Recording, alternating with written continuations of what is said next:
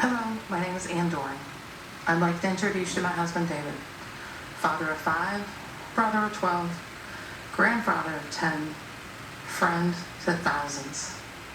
He was the most kind, dedicated, loving life partner I could have hoped for. He had a big smile and a heart to match. He was blessed with the gift of gab, and that gift enabled him to touch souls and inspire people, especially young people. Oh, how kids loved him, and they really loved him back. Dave was all about service. He served 38 years in the St. Louis Metropolitan Police Department and 6 years as Chief of Police as the Moline Acres Police Department. After 44 years, he retired from law enforcement, but he never retired from helping a friend in need. Since he befriended every person he met, he was a very busy man. One example of that was his friendship with a young man named Lee. David met him when Lee was just a kid, after members of his family were attacked and murdered. Dave took a special interest in the boy. They bonded and their friendship grew and remained strong throughout the years. Lee eventually opened a pawn shop. He trusted Dave implicitly and asked Dave to help with security. David readily agreed. Whenever the shop's alarm would go off, the alarm company called Dave. He would investigate. If he got a call after I went to bed, he would wake me up and tell me he was going to Lee's, just to make sure everything's all right.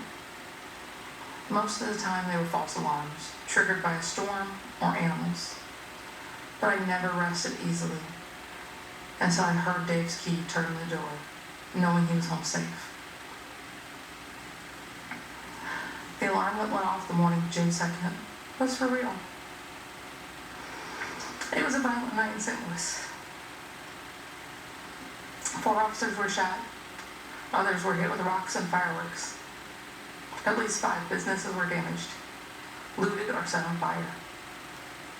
As the Officer Wellness Coordinator and CIT Coordinator with the police department, I was keenly aware of the rioting and spent the evening getting ready to mobilize support for officers who were impacted. After I'd gone to bed, David received a call from Lee's alarm company. The front door of the pawn shop had been breached. This time he didn't wake me up to tell me.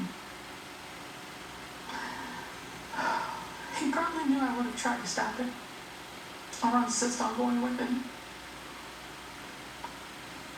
As I slept, looters were ransacking the shop.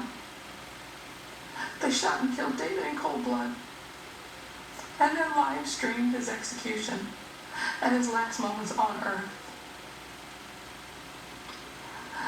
David's grandson was watching the video on Facebook in real time, not realizing he was watching his own grandfather dying on the sidewalk. I learned of all this around 4 a.m. when our doorbell rang. The chief of police was standing outside. I wondered why Dave had not answered the door. It wasn't uncommon for him to be watching TV at this time. I called out to him several times. There was no reply. He just wasn't there. I let in the chief, and fighting back tears, he uttered the words every officer's spouse dreads.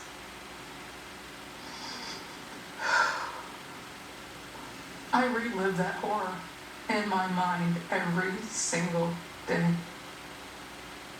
My hope is that having you relive it with me now will help shake this country from this nightmare we're witnessing in our cities and bring about positive, peaceful change. How do we get to this point where so many young people are callous and indifferent towards human life? This isn't a video game where you can commit mayhem and then just hit reset and bring all the characters back to life.